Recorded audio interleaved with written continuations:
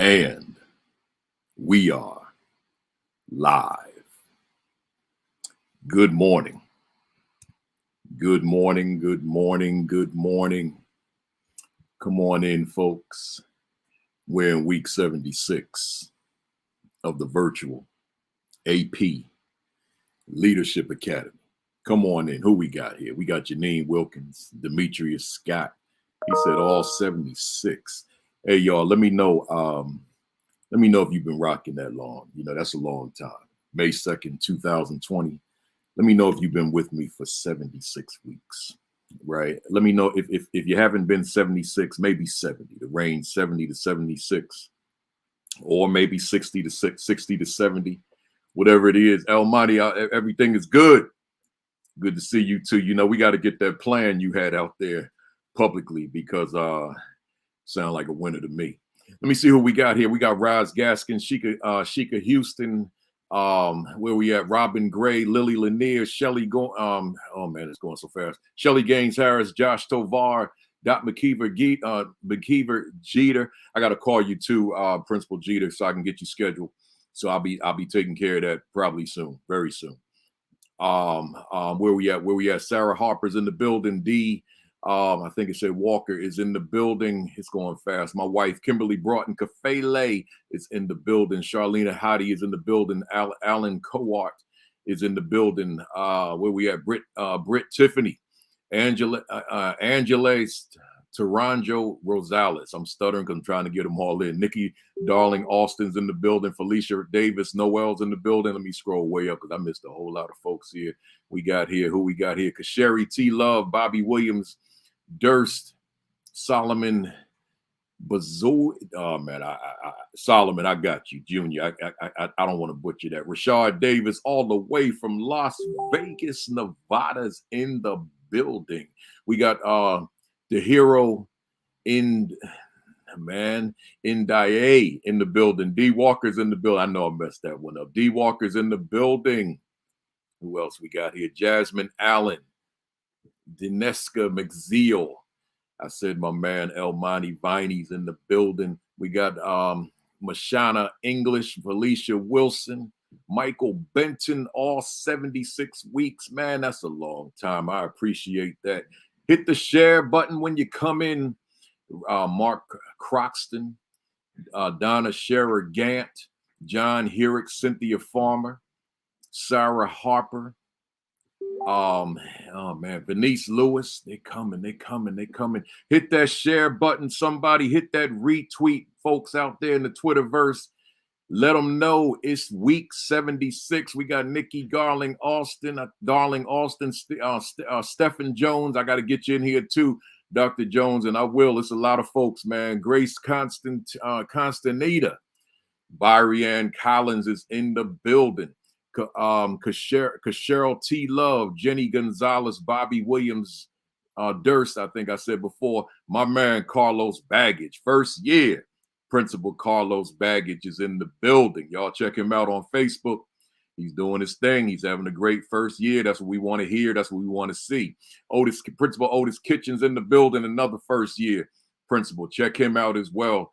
Man, it's a beautiful thing when you know folks you meet online and they doing big things. First year principals, first year APs. It's a big deal. You know, it's not something to be taken lightly. If there's somebody on here and you're new, you just got hired and you're stepping in here in the month of October, let us know. Let us clap you up. Sometimes I miss it when it's on the thread, but I catch it when I read them later on. We got Tanya Pugh, Bobby Williams, Durst. I keep saying the same name. Beth Sherman, Angel Gates Woodard, Principal Tammy Taylor's in the building. I don't usually see you on the Facebook thread. Good to see you. Irina Mason, Jennifer Bortvit Mapes. I think I said that right, maybe wrong. Sean Ellis, Mandelia Fisher, Cheryl T. Love, I said before. Chandra Richardson, I'm almost done. Ohio girl. Jones is in the building. My man, I'll give me call you Principal Gregory Riley, man, because you got Principal underneath your name. My man, Greg Riley, one of my homies from East Orange, New Jersey. Marcus Jackson, Dr. Marcus Jackson's in the building. There he is. The #1 Rhodes Scholar is here. So that means he must be on the road. He might be at a football game or something, right? But he's checking in. We got Alicia Jeffers, Tanya Pugh, Charlene Hottie is in the building. Look here, y'all. I'm getting ready to get it started. It's 11 o'clock. I got a full agenda, y'all. I got a full agenda. Hit the share button. Hit the retweet button. Let them know. And some of the folks, you know, they check in. They figure we gonna come on at 11:10 because he does the announcements, so I can get some things done. Now, we drop some gems in them announcements too. So let me say to you formally, and before I say to you formally, it is so good to be home, man, and not in a hotel room because I can't be myself, right? It literally handcuffs me. It restricts me in the hotel particularly if I'm in a different time zone because I need to release. So let me release by saying to you first and foremost, good morning. Woo! I mean, man, it feels good just saying it like that. I know I don't say my woo right now, but just, you know, not being in that hotel. Good morning. Welcome to week 76 of the virtual AP Leadership Academy. Oh man, that feels good. I ain't gotta be whispering this stuff this morning. And you know, I don't know about you. I think I know because you're here, but you know, I only can speak for myself, right? And if I could just speak for me for a hot second, y'all indulge me. I just want you to know that on this October 9th, 2021, at the start of week 76, I'm on fire. I needed that, y'all. I need it. Look, let me just turn this into something real quick. Let me turn this into a lesson, y'all. I needed that. Because, like, y'all work hard, but so do I. My work is just different from yours. Me and my wife been talking about my schedule this coming up. I don't know how I'm gonna get through it, man. The next several weeks up until Thanksgiving is like August. But despite that, I gotta let you know one more time because I don't know if the neighbors heard me. I'm on fire! Woo! That's how I'm feeling, man. Man, I got droplets all over my desk, man. that's why you gotta wear that mask when you out there, man. Right? So let me tell you something. I got my quick motivational message. My message is I'm back to that word protecting. I told you that last week. And let me just say this, y'all. I know y'all saying, man, come on, get to the topic. I couldn't scream like that last week in that hotel, man. That's like my release. I feel like pressure just lifted off my shoulders. I just gotta, woo! Sometimes, you know, like when you in church and that Holy Ghost get in you and you just gotta let loose, man. That's like Saturday morning at 11:04, right? That's my time. Woo! That's the time I just gotta let loose, man. Do y'all hear me? I know somebody new on here, and welcome to the newbie. They probably like, yo, this ain't what I saw. Nah, I'm home, y'all. I'm home. You know, telling what you gonna get when I'm home, right? So let me give you that motivational message real quick. It's called protecting your faith. Let me say that again. Protecting your faith. What am I saying? I'm saying protecting your faith in yourself, protecting your faith in your leadership, protecting your faith in your ability, perfecting your faith in your purpose. Now watch this. This is a big one right here. Protecting your faith in your calling. Woo! Y'all weren't expecting that one. Perfecting your faith in your calling. I'm asking you, I guess, were you called to do this work? Or did you just want to do this work? See, that's different, man. That's see, wanting to do it and called to do it. That's not Donnie Dot, and I see you. See, you understand, brother. I never seen you on here before. That's my man, principal and pastor up in Newburgh, New York. Right. So Donnie, I didn't know you come on here, man. So Donnie, you understand what I'm saying when we talk about the difference between the desire to lead and the call to lead, right? See, those are two different things. Right, so that's personal. Only you know, Charlene. It's therapy, man. I might have to cancel when I'm in these hotels. I can't do it right. So or either that or just wake up the whole hotel. See, so I'm saying when you call, you gotta protect that. Right, you got forces coming at you. You got situations coming at you. You got circumstances coming at you. You got stuff coming at you. But if you know you were called to do this, hear me, somebody, put your ear to that speaker. If you know you were called to do this, then you know you are covered. You know that God got you. So don't go around there, oh man, it's too hard, it's too tough. God got you because you have protected your faith, because you know you were called. See, you got to protect that. Some of y'all, you say, and I'm not going to turn this into a spiritual or religious piece, right? But hear me, somebody. Some of y'all, you talk about your faith, right? You preach about your faith and you say you were called. And then when the adversary comes, you become secular. See, you become secular, and now you forget about that force that got you covered, that got you protected. You forgot that, and now you become secular, and now it's like flesh trying to fight flesh because you forgot who you are. Do you hear me? This ain't even in my notes, y'all. This the Holy Spirit said, preach to these people this morning, right? So I'm just answering my assignment.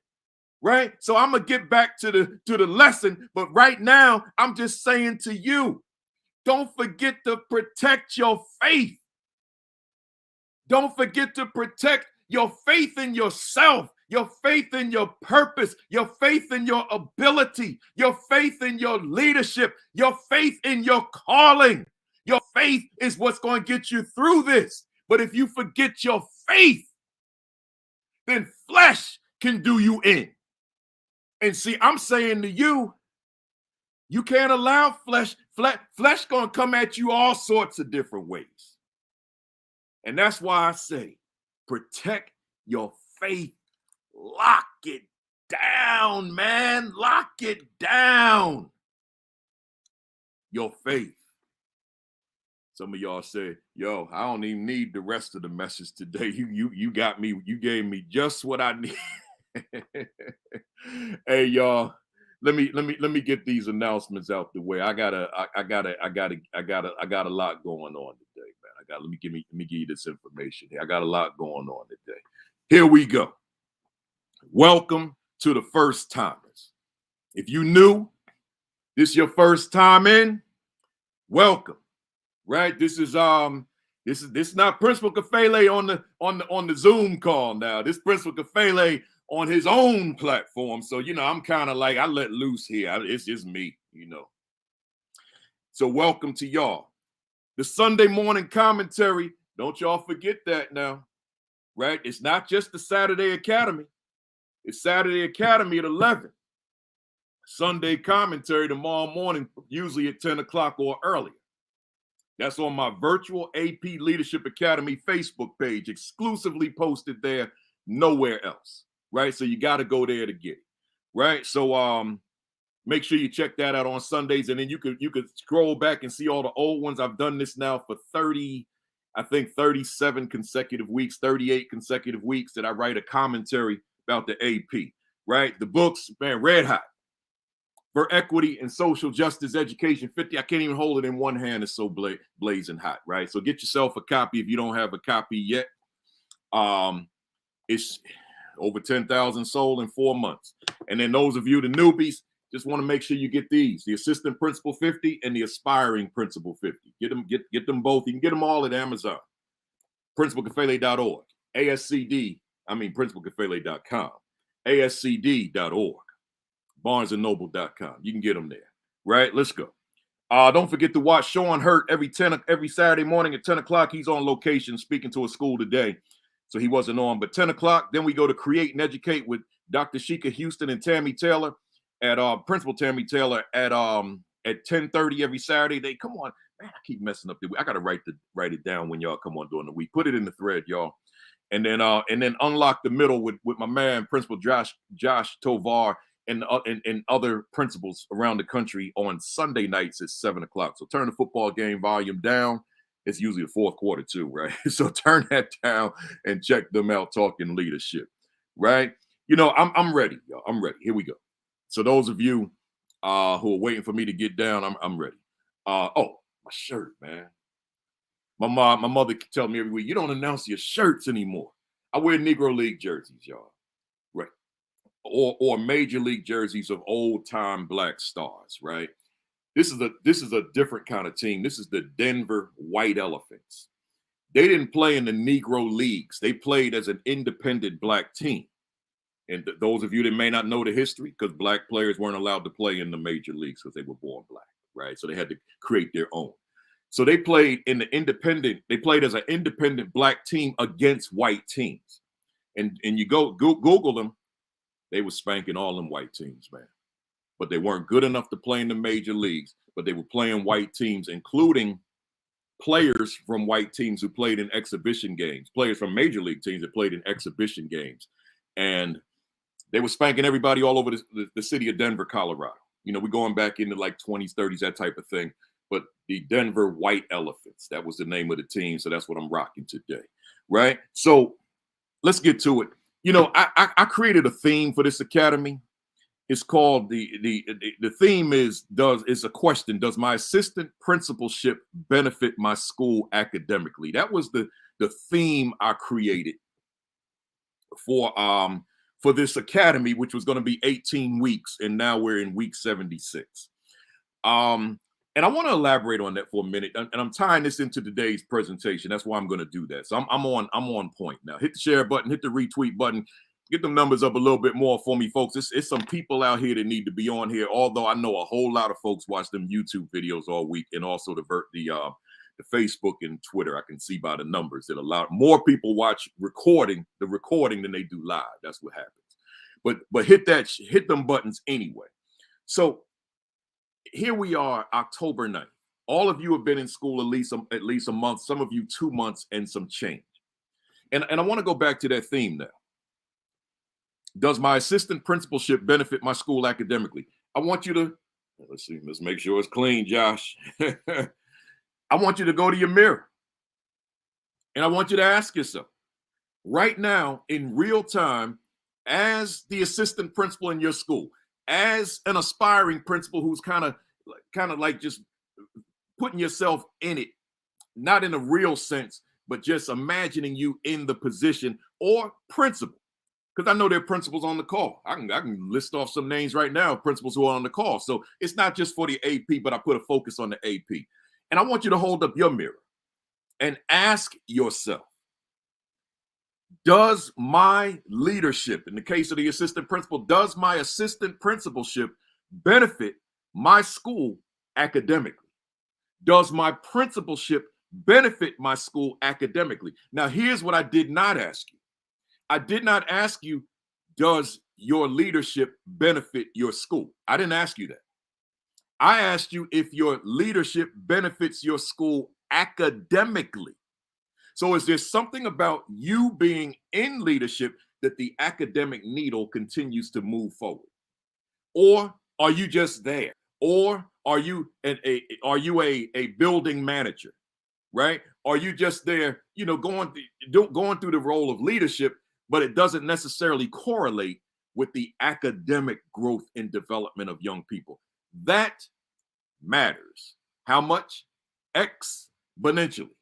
So I'm saying to you here, then you gotta ask yourself that question every day. If you're finding that, like, as you reflect on the week, as you reflect on the month, as you reflect on the year, and you know that the bulk of your time is discipline and things non-academic, things non-instructional leadership, then you owe it to yourself to go here. You got to go to your mirror and you got to begin to ask the questions. Then what is my value to this school? What is my worth to this school? What am I doing? Like, think about a child. Just think about any child in your school. Think about a child that needs you more than, say, a different child. Ask yourself, what is it about my leadership that youngster is benefiting, right? What is it about my leadership that youngster that I'm thinking about is actually benefiting from my leadership academically? Is there something about your leadership that's taking that youngster to another level of academic accomplishment? So think about that. I want to do a quick recap of last week because I was not home and the connection was horrible. I found out. Then I watched the video and I was embarrassed. And the main thing I really wanted you guys to see that video, right? So I showed a video last week because we're talking today about shifting the culture, your leadership as it relates to shifting the culture. And I wanted to give you just this snapshot. And this video was recorded as a result of me winning the Milken Award. I'll talk more about that in December when it's my 12th anniversary of winning it. But of winning the Milken Award, the Milken Foundation decided to come to my school and do a profile video of me just working in my school. They followed me for 2 days and captured me in a 4-minute clip. So I want to show you that again because it last week it was choppy and all that kind of stuff. So take a quick listen to this. It's about 4 minutes long. I breathe it, I sleep it, I eat it. It's my entire life. What I do as a principal, what I do as an educator, what I do as a motivator. Good morning, good morning, good morning, good morning. I tell my staff, I tell my students, I tell my parents all the time that I'm unemployed, I have no job. I wake up to my mission. I wake up to my passion.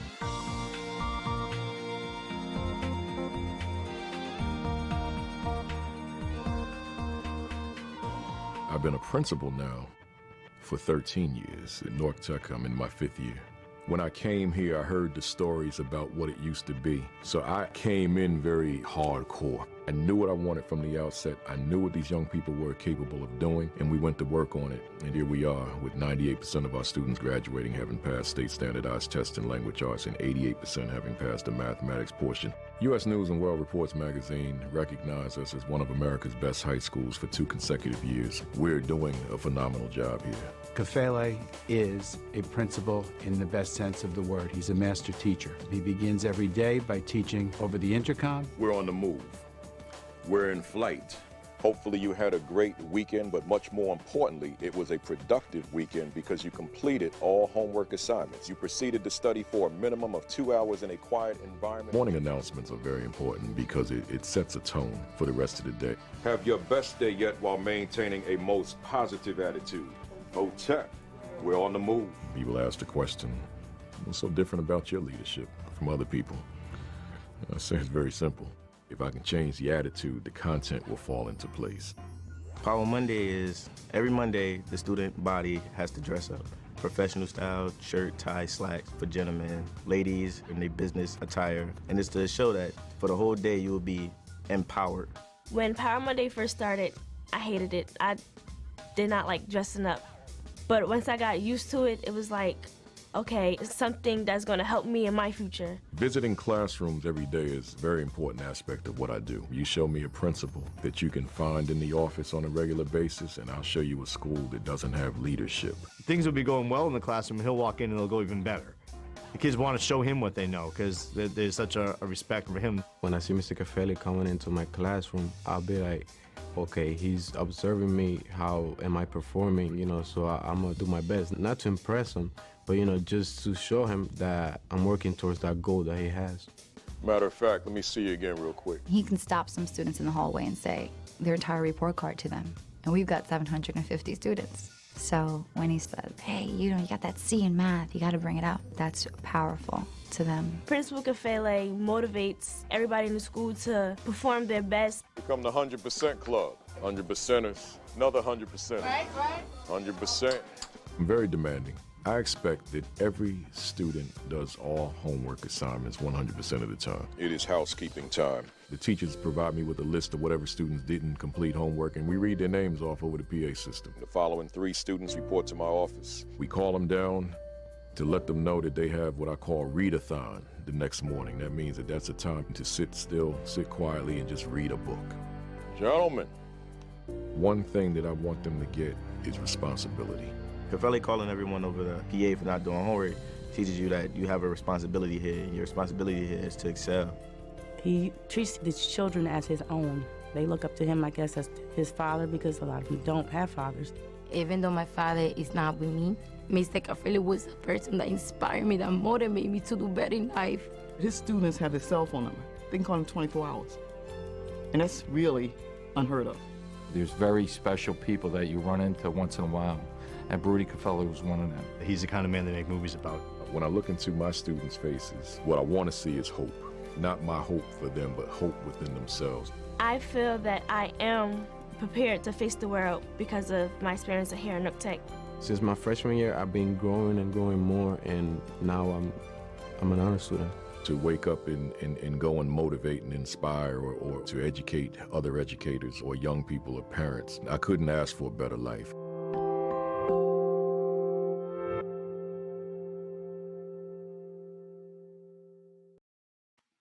All right, so I wanted to show you that again because it's to use it as a bridge to get to where I want to go today. My objective for today's session, and I love watching that video. I don't watch it very often, but it just keeps me grounded when I do, and it just great memories of leading a school and going back to that my message this morning about protecting your faith, man.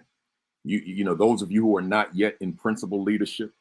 That's so critical in terms of you experiencing the kind of results that I was blessed to experience through my 14 years of principal leadership. I had to protect my faith, right? So now, just a recap.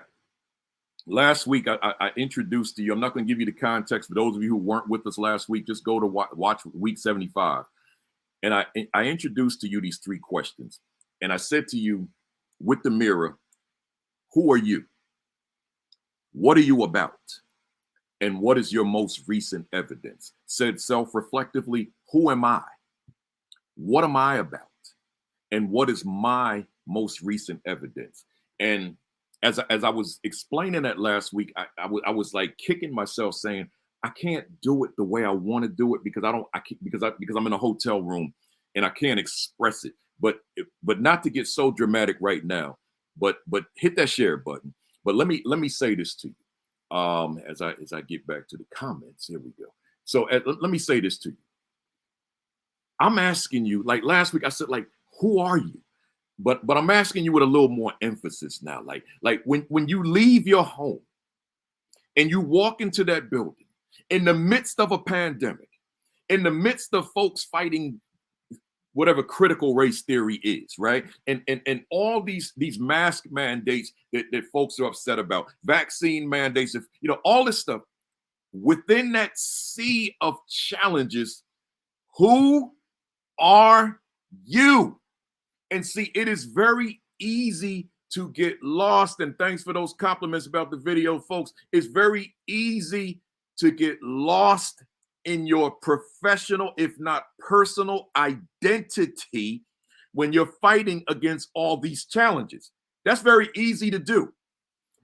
To the point that, man, I've lost self because I'm fighting all these battles on all these different fronts. And I'm saying to you, therefore, there's a need to constantly remind yourself as to who you are, what you're about, and then to make sure that your answers are accurate, what is your most recent evidence, right? So I gave you that last week. I gave you a fuller context on the Edmund Pettus Bridge in Selma. I'm not going to do that again this week. Just go to week 75 for those of you who were not with us and check that video out and then come back to this one. But I am saying this. I gave you that in the context of closing the attitude gap. I told you that the achievement gap, that's not my issue. The attitude gap I'm passionate about to the extent that I wrote a book about it Closing the Attitude Gap. You can get it on Amazon, Barnes & Noble, principalkafele.com, ascd.org, right? So I'm so passionate about it that I put it in a book. And the way I define it, I said the attitude gap is the gap between those students who have the will to achieve excellence and those who do not. I'm not worried about skill. I'm not worried about ability. My concern is the will, because if I can increase, expand, accentuate the will of the youngster, the skill will take care of itself. I will take that to my grave. I believe that with every fiber of my being, that it's all about the attitude. It's all about the will. So then I said, there are 3 guiding questions to go along with that definition. Number 1, are my students excited about themselves? Number 2, are my students excited about the possibilities for learning? And number 3, are my students excited about the prospects for their future? Now, I know I'm going quickly, particularly for those of you who weren't with us last week. That's why I say go back to week 75, and I go a lot slower breaking this down. But then I went on and I talked about the attitude gap as it relates to the educator, to the adults in the building. And I define that as well. What is the attitude gap? The gap between those educators who have the will to be amazing at their craft and those who do not. So we put a lot of emphasis on this word craft. Like, is this your thing? And I found myself being transparent. I'm going to do it again. Teaching was my craft. Now, I broke that all down last week. We're not going to do that here. Teaching was my craft. It defined who I was professionally, not personally, but it was an outgrowth of who I was personally and who I am personally. So teaching was my craft. So I wanted to be amazing at it, because if I could be amazing at it, then that means the students are performing at a high level, or else what justifies me thinking I'm amazing at anything, right?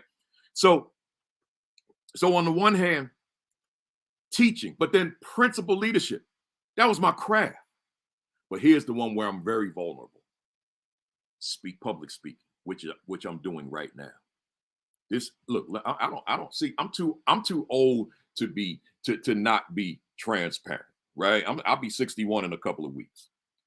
Public speaking is my craft. This is not something I just get up in the morning and do. I put a lot of time and effort into perfecting my craft of speaking, of presenting, right? This is my craft. So let's go back to the definition. The gap between those educators who have the will to be amazing at their craft and those who do not, the gap. I said, that's where I want to put my focus, right? So that's my recap. So now I want to talk about shifting the culture. And I created this shifting the culture framework. And I use this framework in a variety of genres, not just in terms of culture, but I use it with a lot of things. But today I'm using it with culture, shifting the culture. And I want to preface those remarks by saying that there is no shifting of culture without a simultaneous shifting of yourself.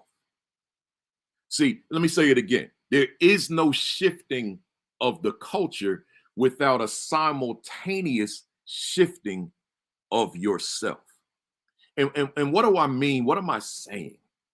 See, I'm saying, and I said simultaneous, it could be prior to.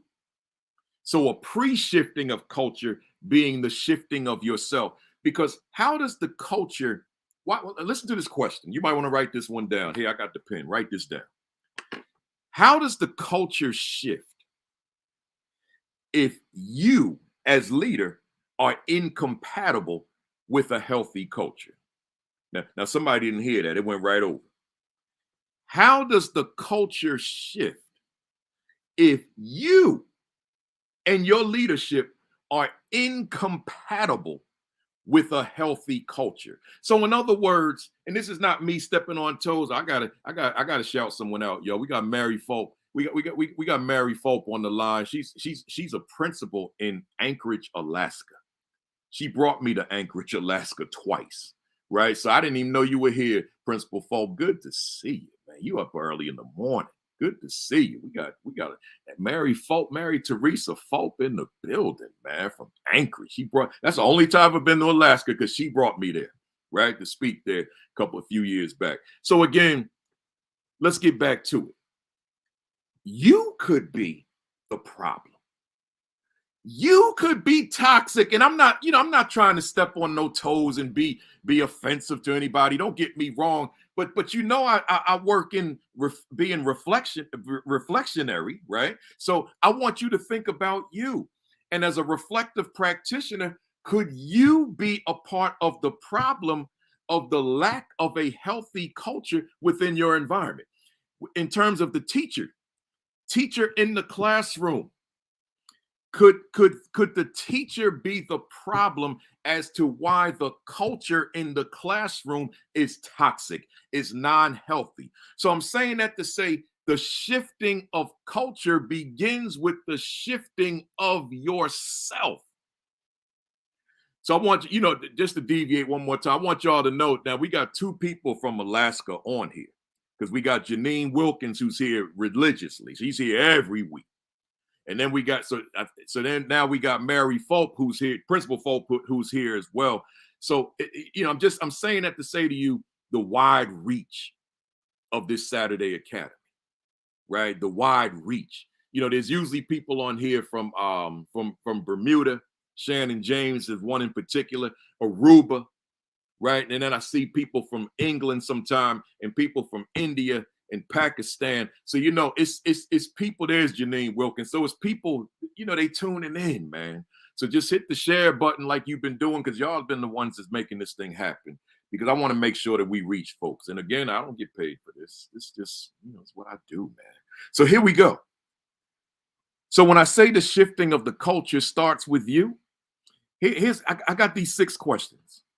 Letter A, I put these in letters. What am I thinking? Right. So here's the thing, and I'm talking about you now. Like as you just consider your school, what's your thoughts? What are you thinking as it relates to what you want, right? As it relates to what you want to achieve, as it relates to where you want to take your students. What are you thinking in real time? Because what you think, how you think, has deep implications for who your school is. See, so what are you thinking? Letter B, what is your purpose? Right? What's your reason? What's your why? I don't have to go deep into that because we talk about it so often. Letter C, what is your mission? That's a big one. Like this, like mission and purpose, people use them synonymously, but they're not your mission. Like, what are you about? What's your mission as it relates to this particular school, as it relates to your leadership, as it relates to your collegial relationship with staff? What's your mission? Like you set out to achieve or accomplish what? What's your mission? Right? Letter D, what's your vision? So your school will be where as a result of your leadership when? Again, your school will be where as a result of your leadership when? See, that's your vision. And the key word is when, right? Like creating a timeline. So when will they achieve whatever it is? When will the culture be what you want it to be? That matters. Letter E, what am I presently doing toward A through E, right? A through D. What am I presently doing? What are my actions? Maybe your actions need to shift. I see you, John Cook. Maybe your actions need to shift, right? The way you're going about doing things right now, they don't work. But your pride won't allow you to shift because you're not in this mirror. You got to get in here. You got to put yourself within this blue frame, and you got to have honest conversations with yourself. You can't delude yourself. You can't deceive yourself. You can't deride yourself. You got to have an honest conversation with yourself, right? So we're talking. So what do I need? What am I presently doing? My actions. Maybe there's something about my actions that the culture is what it is. I think I got it all together. I think I'm doing all the right things, but your actions Your actions are not consistent with your goals and objectives. I was having, I maybe I shouldn't say this. I'll put it this way. I was on a particular Facebook page, and I'll leave it there. And it was this discussion about whether or not lesson plans are relevant. And I decided to chime in because I'm just a stickler for lesson plans, and the administrator reading the lesson plans and providing feedback of the lesson plans, where there were other people on the thread. Oh, it's a waste of time. It's an intrusion on the teacher. It's a demonstration of a lack of trust. And I'm not, if I get into this, if I start explaining my rationale, then I'll shift my whole discussion today. So I won't do that. I'll just say to you that lesson plans, I'm a stickler. I will not debate anybody on it. It's non-negotiable for me. I can't like here. Look. Page. See the page? Here's another page. Here's the first page. I didn't come on here winging it. I've been planning today's session since last Sunday. And I have enough knowledge that I could come on here and just speak my mind.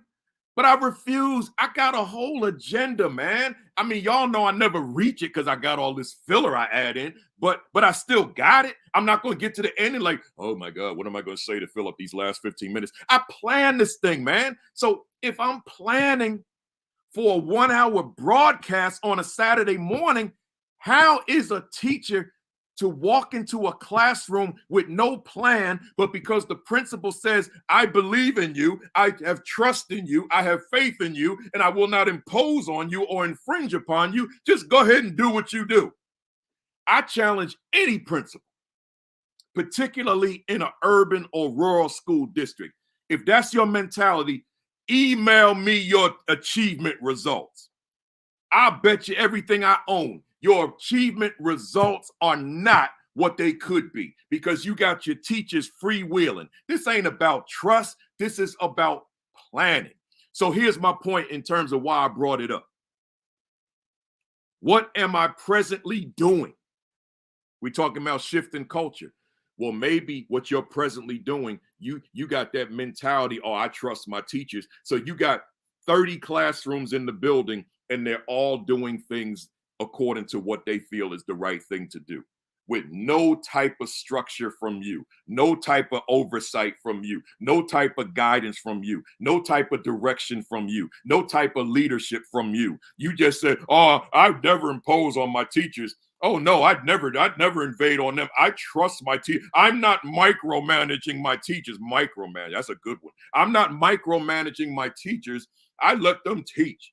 So you got 30 classrooms, they all doing their own thing. Like Burger King, have it your way, right? So then you get your test results, your achievement results, and all other data streams. And you wondering, man, what's going on? I mean, we doing everything right. No, you not. Because there's no brand identity in place as it relates to your instruction. So if I look at the corporate world for a second, there's an Apple way of doing things. There's an IBM way of doing things. There's a Microsoft way of doing things. There's a Verizon way of doing things. There's a Roku way, whatever the heck it's called, way of doing things. So there's a Principal Kafele way of doing things. There's a brand. But see, in that school, you as the leader, it got to be a principal so-and-so way of doing things. So when you walk into each classroom, it's clear you're in a school that's under your leadership. But if on the other hand, everybody's doing it their own way and you're good with that, then that's your brand as well. And maybe you might need to go here. And maybe that's part of the problem. And because of that Burger King mentality, there's some cultural issues in that school. I must have stepped on some toes because my numbers went down. That's okay. Yeah, I must have stepped. Someone said, ouch, this dude is hitting too hard. I'm going to put on like something real light. Like let me go listen to some music.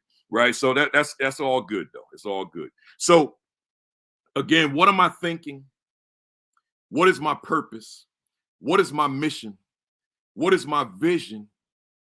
What am I presently doing? And then letter F, what do I need to be doing? Oh man, what do I need to be doing? See, that matters, man. That matters. So let's jump into it. So I got this framework I told you, and that's the crux of what I want to do today. I got this framework. I'm calling it my shifting the culture framework.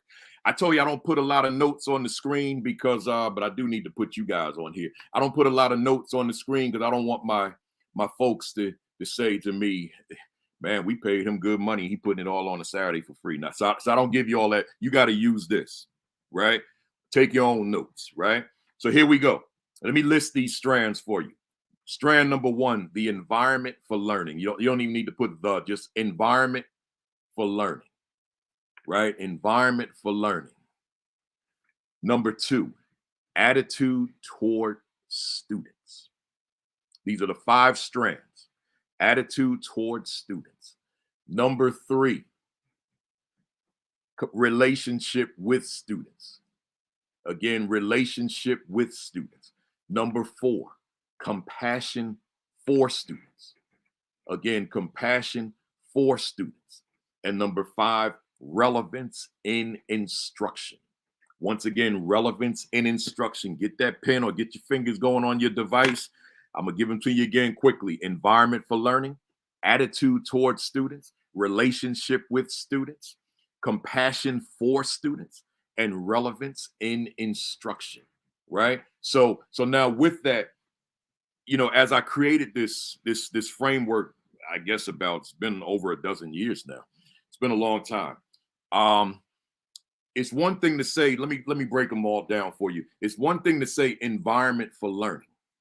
But when you think of environment for learning, to give it a little sting, to make it a little bit more potent, instead of saying environment for learning, I want to give you a student's voice, just a fictitious student.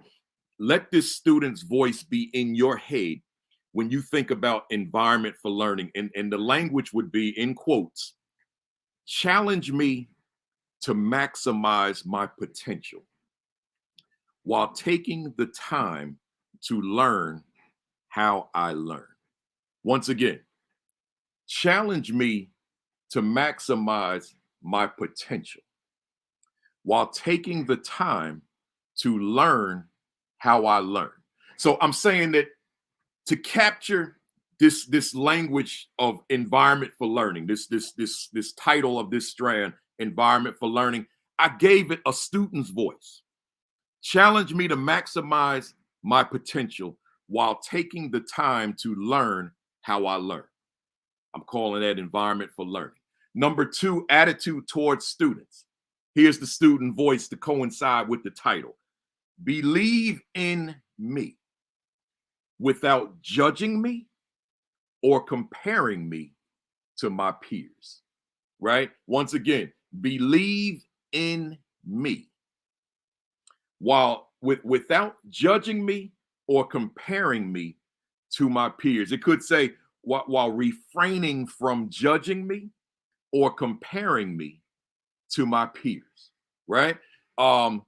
Number 3, relationship with students. Here's the student voice.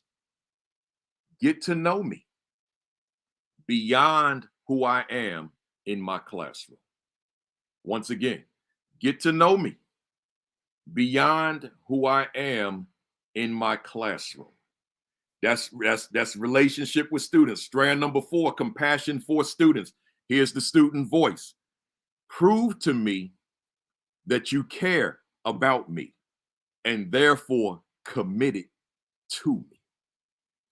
Once again, prove to me that you care about me and therefore committed to me, right? So just again, when you think compassion for students, think about this quote of a student.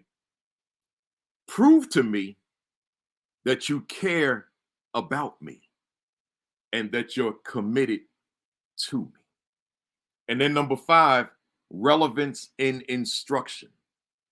Expose me to my story because I need to know who I am.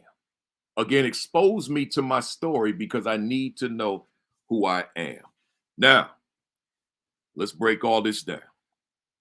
Look here, y'all. I know most folks, you devote an hour to the broadcast, and maybe you're some of the ones that watch it on video. When I put this agenda together, I knew by, say, Monday or Tuesday, I said, ain't no way in the world I'm gonna do this in an hour. Even if I eliminated all my announcements, it's still no way in the world, because I got a lot. I decided that I'm just going to go over the hour. I'm not going to do a part 1 and 2 because I got a guest coming on next week. So I'm not going to do a part 1 and 2. I'm just going to put it all on video. And then those of you that can't stay, check it out later on. Facebook, Twitter, YouTube, whatever it is you want to watch. But I'm going to sit right here and do this whole agenda. So now that framework, the shifting the culture framework, and I said before that the shifting of the culture begins with you, right? It begins with you. So here, I want to put the mirror on the screen again. And I want to give you this activity. Think about your staff meetings, right? Think about your staff meeting. The staff meeting in some schools, probably too many schools, is dealing with a whole lot of administrative items that could be reduced to an email. Staff meetings ideally should be dealing with teaching and learning, school culture, classroom culture, things of that nature. Not all the administrative things, the paperwork and all that. We can put that in an email. So I want to give you this staff meeting activity as it relates to these 5 strands, my shifting the culture framework.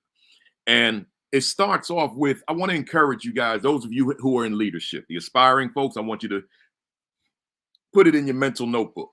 But the ones in leadership, AP leadership, principal leadership, superintendent leadership, assistant soup, all that, I want you to get your staff a mirror like this.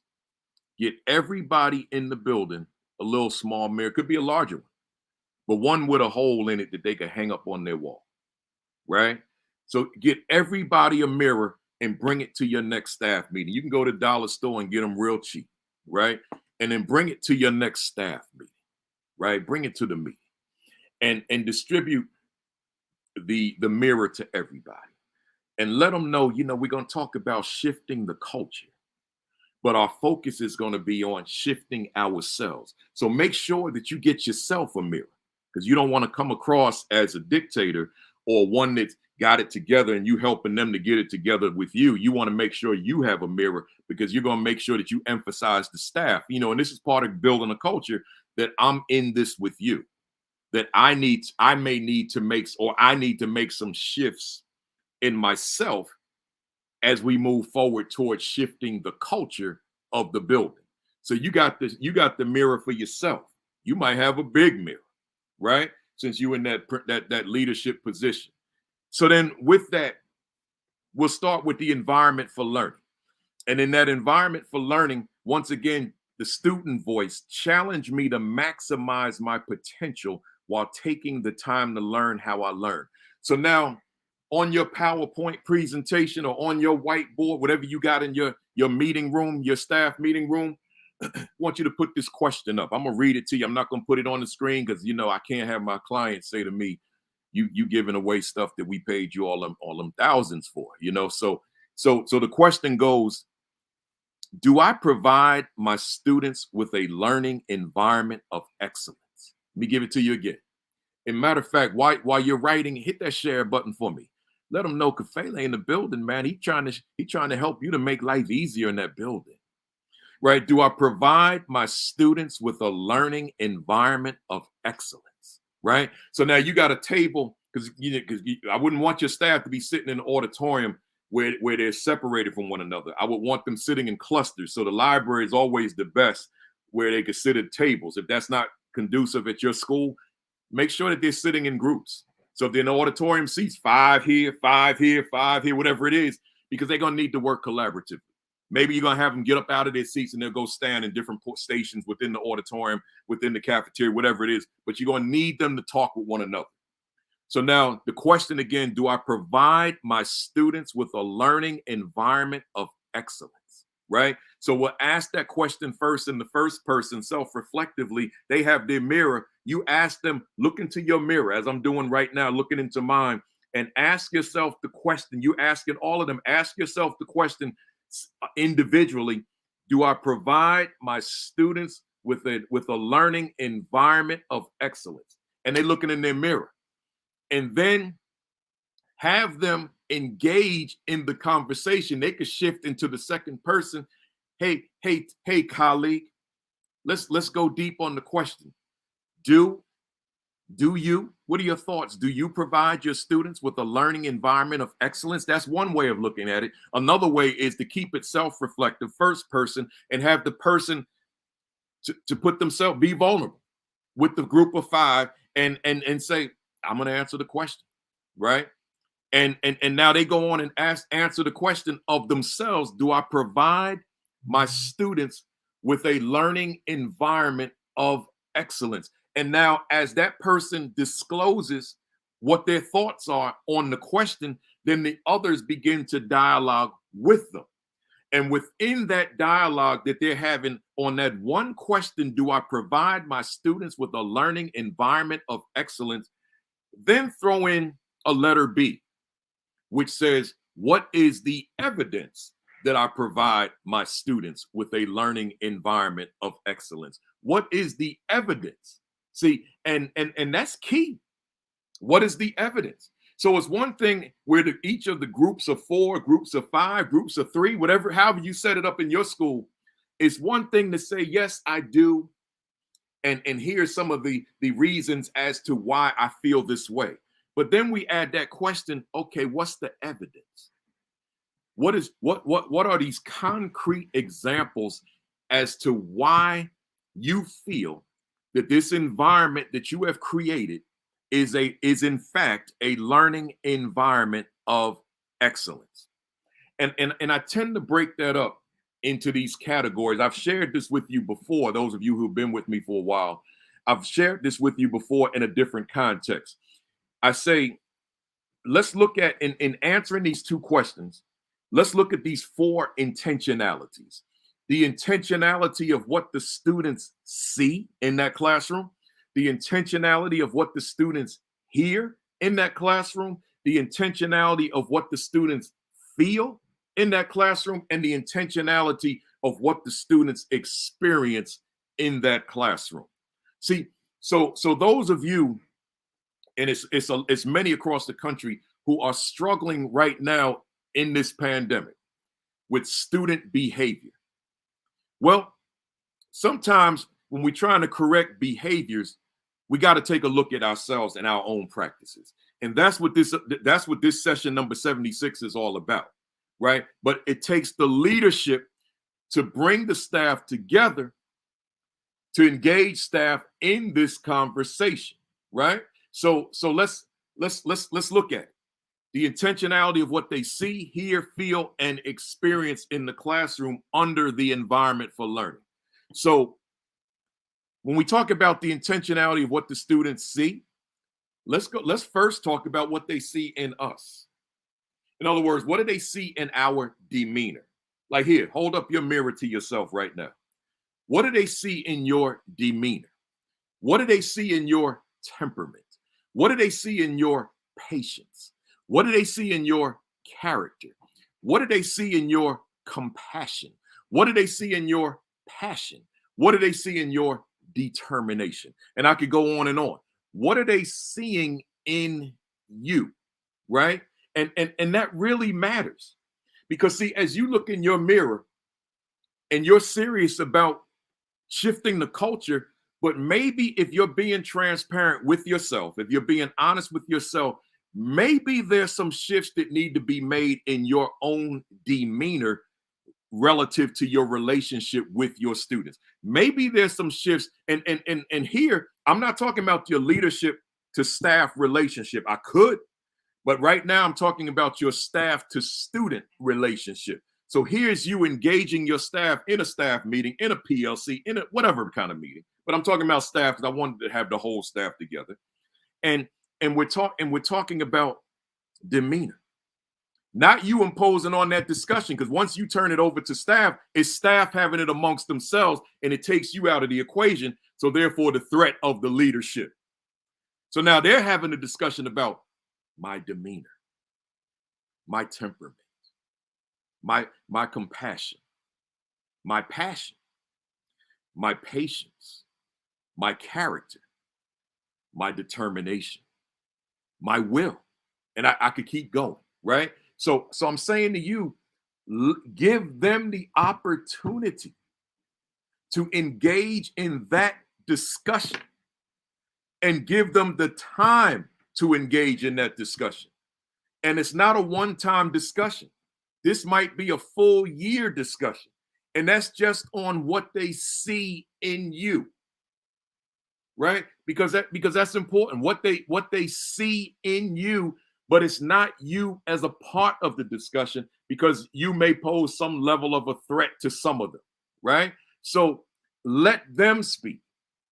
And with the intentionality of creating a culture where staff feel comfortable being vulnerable with one another, right? Where staff feel comfortable with being transparent with one another. See, that matters. And see, when we talk about shifting a culture, but you got staff who are not comfortable with one another, it's hard to shift that macro culture that you're talking about, right? So what do they see in you? Number two, what do the students see in the teacher, right? Number two, what do they hear from the teacher? The intentionality of what they hear. So now you would structure the conversation. What are the students hearing from you guys that are overwhelmingly positive, that make them feel good about themselves, right? What are they hearing from you, right? And you want to go ahead and let them talk. And they may find themselves, they may come to their own conclusion. We're not really saying a lot of positive things in the classroom. See, we want to make sure that there's positive energy in that classroom, but instead of you as leader dictating that, think about that. You as the leader dictating the need to be positive, right? That can be threatening, right? But when we give the power to the teachers for them to have the discussion amongst themselves, right? About what kind of energy am I putting in the atmosphere for my students that make them feel good about themselves, that make them feel that they have the potential to achieve anything that they set their sights on achieving. What is it that I'm saying that they hear every day? And you may find through this honest conversation, the possibility, the children are not hearing a whole lot. It's taken for granted. We think that we think that we're saying the right things, but as we verbalize it, we discover, I'm not really saying a lot of things that make them feel positive about themselves, right? So what do they hear? Number three, the intentionality of what they feel. What do they feel? So emotionally, what do I feel in my classroom? Is this a classroom? Because we're talking about, do I provide my students with a learning environment of excellence? What is the evidence that I provide my students with a learning environment of excellence? And what if within that discussion, we find out, when we talk about the intentionality of what they feel, that I have students who do not feel whole, WHOLE, whole in my classroom?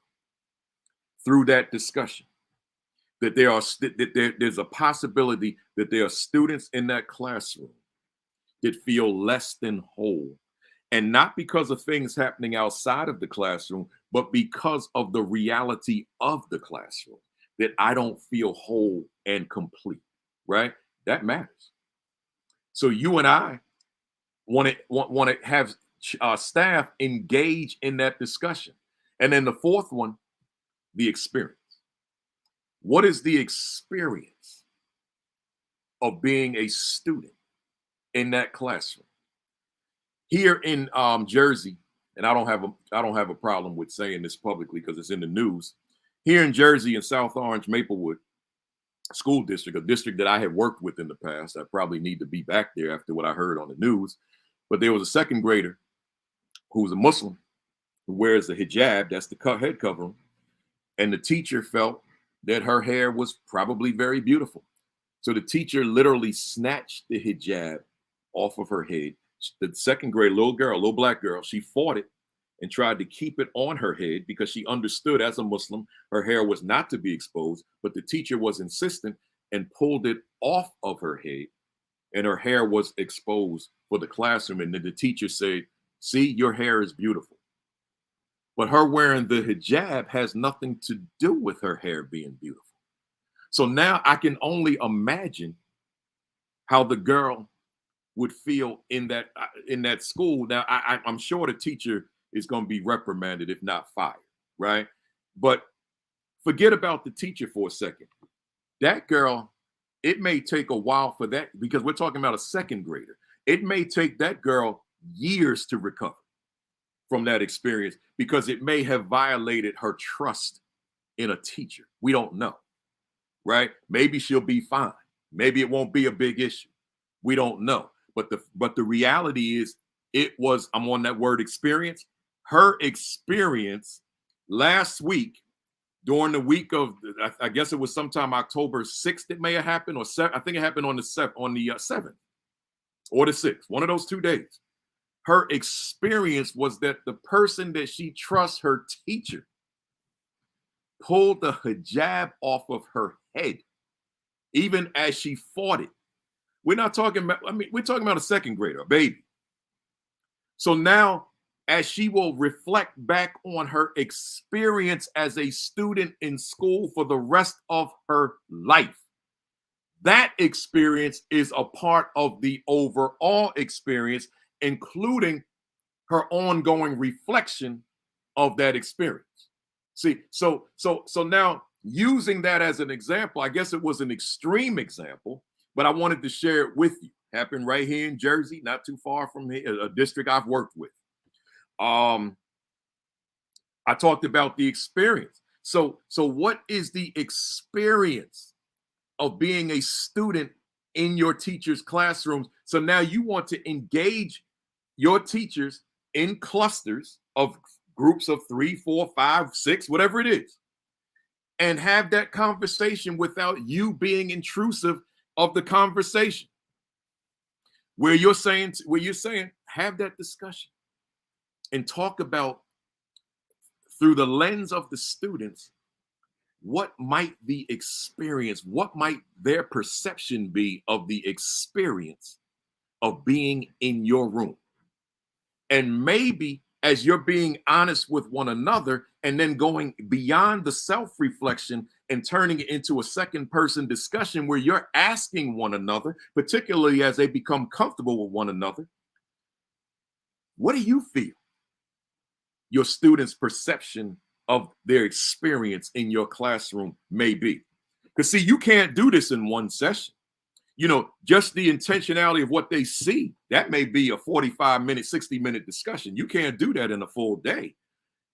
The next staff meeting might be the intentionality of what they hear. The next staff meeting after that may be the intentionality of what they feel. And then the fourth week may be the intentionality of the experience. So because there's a lot there, and a lot of discussion will come out of that, particularly if you have been intentional about building a culture amongst your staff where they feel comfortable engaging with one another.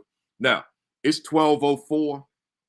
I'm staying on, y'all. I got a long way to go, right? I got, let me show you. I got this whole page to do. Y'all rock with me. If you got to leave, I understand. If it rolls down to one person on here, I was watching something last night. I was the only one on. I said, that's all right. I'm going to stay on this thing for 3 hours. I stayed on this thing for 3 hours. I was the only one watching, right? And I benefited from it. So if you can hang. If not, I understand. Check the video later on. So everything I just said falls under the umbrella of the environment for learning, right? The environment for learning. What is it about? And I'm talking about the classroom environment. What is it about that classroom environment, right? That's conducive to that youngster. Let's go back to that attitude gap definition, has the willingness to achieve excellence. Because I'm never going to talk about the skill. I'm always going to focus on the will, right? The willingness to achieve excellence. Well, if I'm not in a classroom that's conducive to me increasing my will, then my skill doesn't have the opportunity to follow. See, the will always precedes the skill. I gotta want it, right? So what is it about that classroom experience? What is it about my emotions and what I feel? What is it about what I hear? What is it about what I see in my teacher's demeanor, my teacher's temperament, my teacher's patience, my teacher's character? Let me not deviate. My teacher's compassion, my teacher's passion, my teacher's determination. Now I'm going to deviate. So character with the teacher with the hijab, right? That teacher may have been, might have been a great teacher up until last week, and now you showed me your hand. You showed me who you are. See, and now that could stay with that youngster for life, right? Let's go to strand number 2, attitude towards students. Now, remember that voice?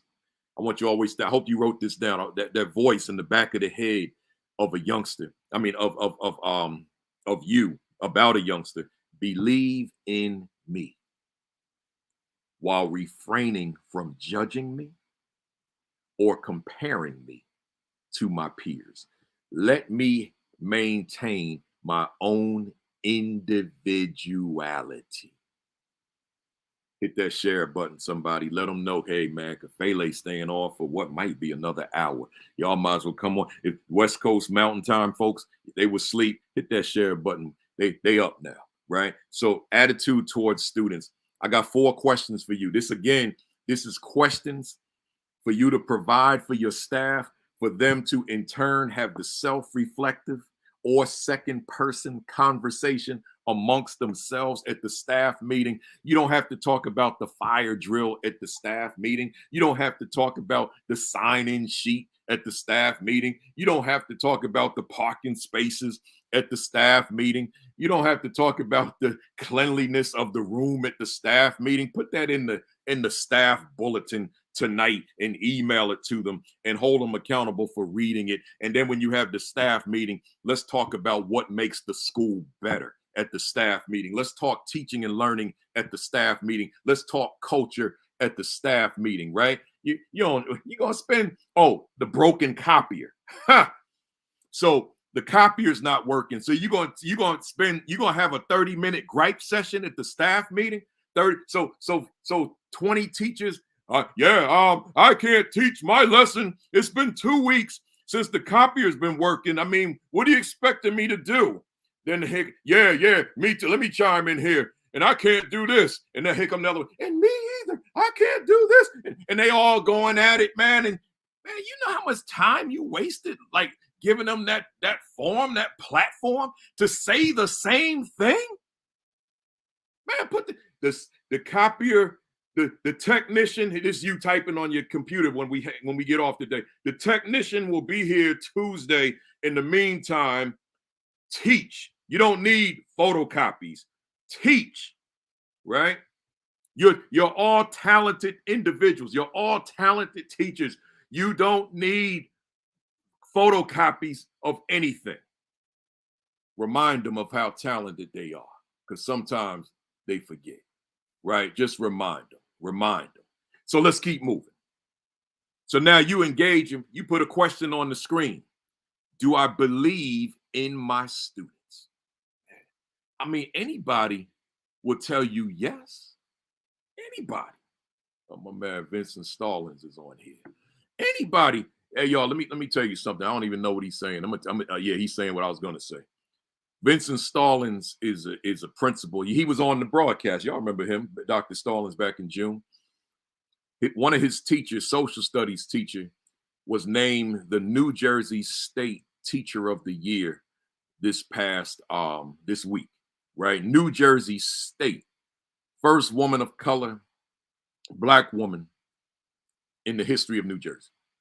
He said, juxtapose the Maplewood teacher student experience to the East Star and STEM Academy. So in other words, Stallings is saying in a little subtle way, he said, get off of that negativity and give him something positive. That's what he's trying to tell me. I know this. We've been knowing each other since we were teenagers. So his teacher of the year, New Jersey State at East Star and STEM Academy. It is. Appreciate that, Stallings. So believe in Do I believe in my students? Becomes the question. Do I believe in them? Right? So now they having that conversation, but they can transition to, do you believe in your students?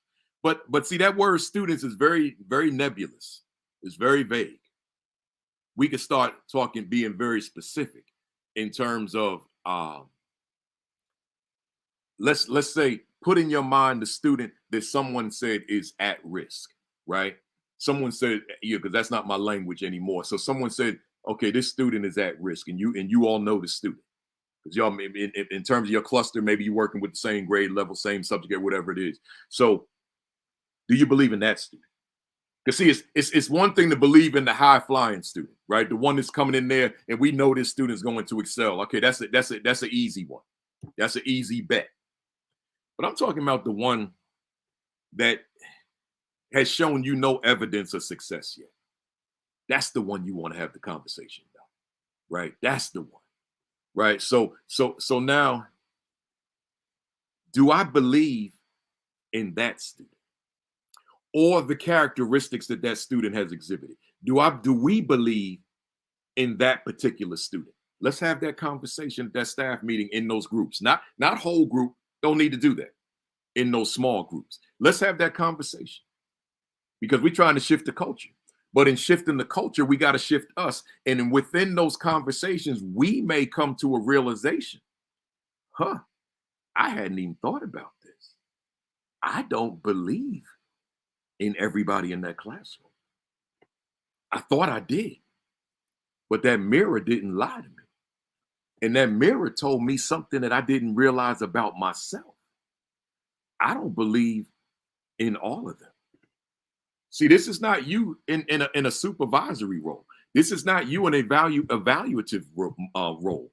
This is you in positioning yourselves for your staff to have some real, honest, gut check conversations about who they are in their classrooms, right? So let's keep it moving. That was question letter A, under attitude towards students. Letter B, what is the evidence that I believe in my students? Because see, anybody can say I believe, and most of us will say I believe. Of course I believe in my students. Don't insult me. Yes, I believe in all of them. I believe all children can learn. Appreciate that, Katrina. Stick around. I believe all students can learn. But then I said in letter B, well, what is the evidence that I believe in my students? What is the evidence that I believe in my students? Now we had that conversation. That's where the conversation may get a little dicey. That's where it may get a little tricky, right? What is the evidence? And see, again, you're not steering that conversation. All you're doing is putting the questions on the screen, and then you letting your teachers run with it, right? Letter C. What do I believe about my students? Oh, man. I've given you these questions in a totally different context in the past, but now this is a different context. We're talking about shifting the culture, but we can't shift the culture if we don't shift ourselves. How do I create a culture conducive to high academic performance? And now as the teacher, I got students that I don't believe in, right? As a teacher, I don't have evidence to show that I believe in each of the students. And that word each is key. I don't like all, I like each.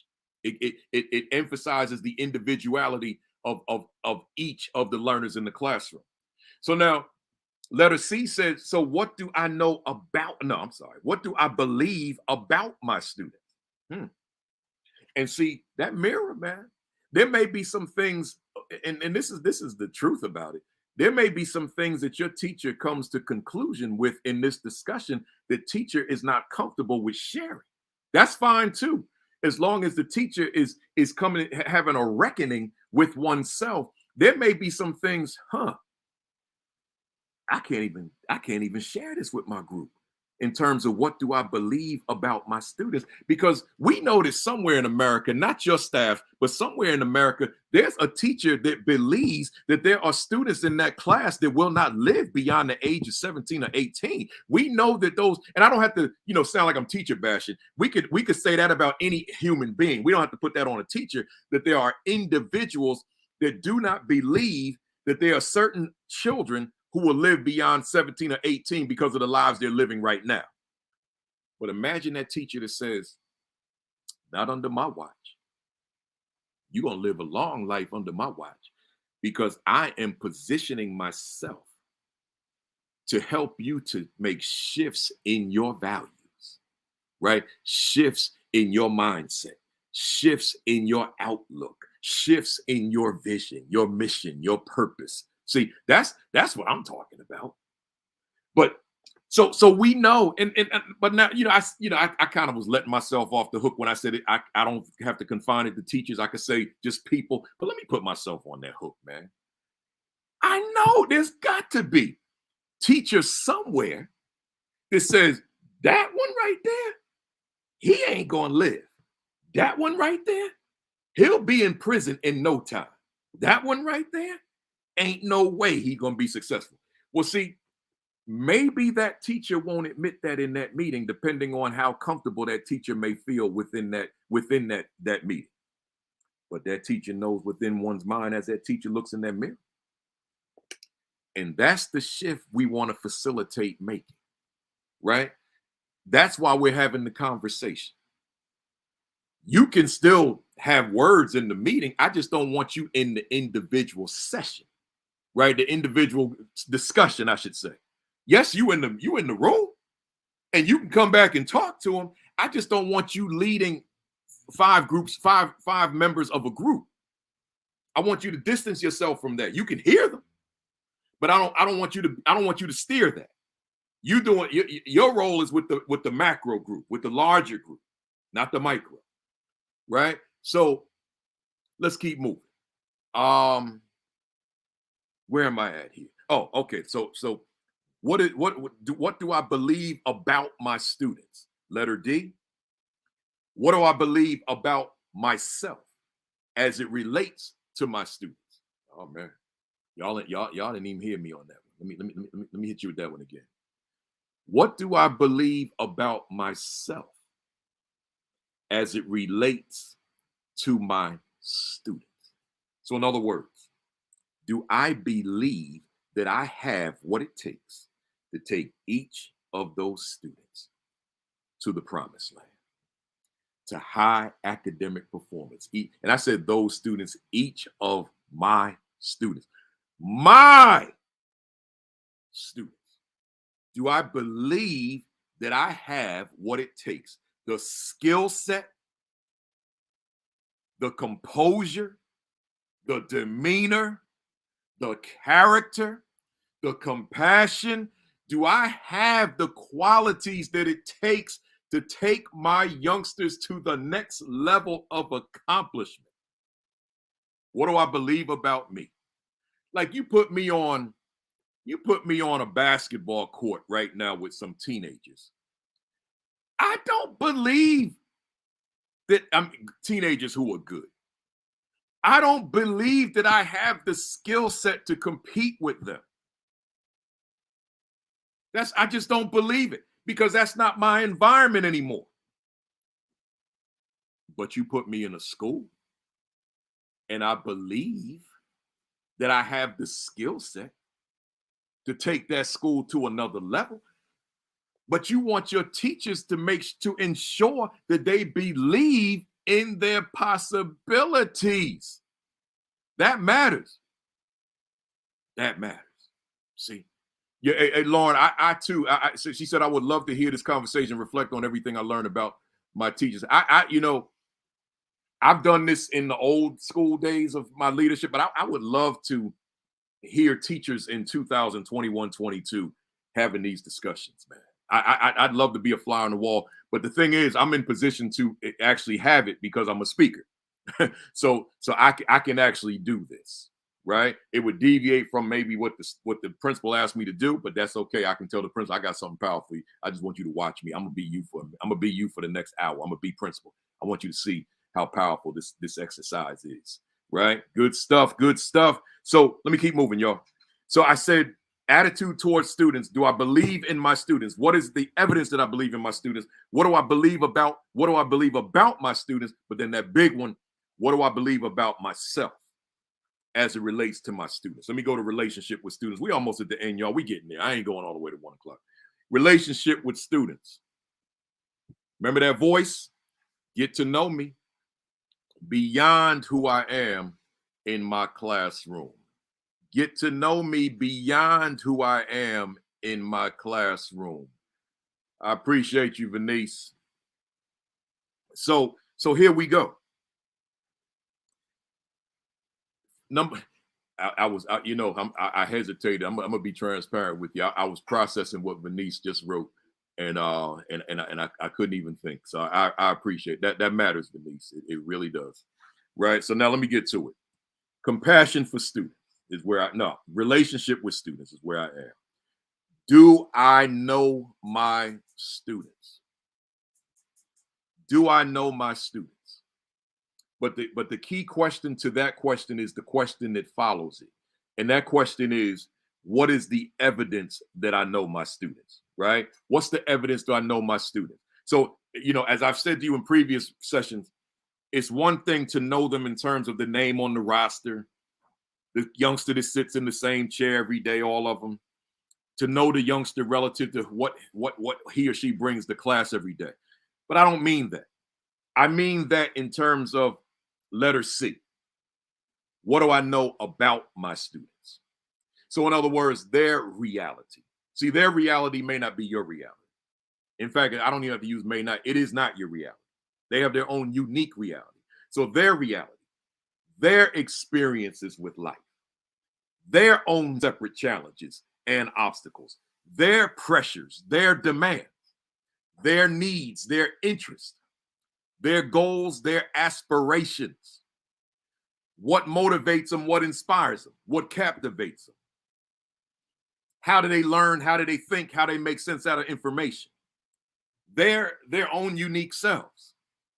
What do I know about that uniqueness is what that question letter D under relationship is asking, right? What do I know about their uniqueness? Do I know them? I know you can't get to know every student as if they were your biological student. I get that. But you probably can get to know more about them than you know if you're intentional about getting to know them. You gotta want it. Like I told you before, I knew my students because I went to their homes. I'm not asking you if you teach at the secondary level and you got 150 youngsters and you go, no, I'm not being that unrealistic. But I am asking you about how you use your time.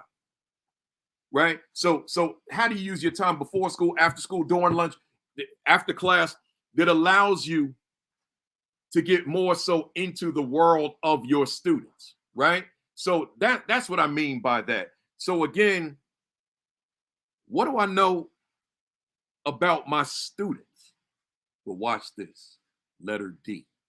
So I said letter A, do I know my students? Letter B, what is the evidence that I know my students? Letter C, what do I know about my students? But letter D, what do I know about myself as it relates to my students?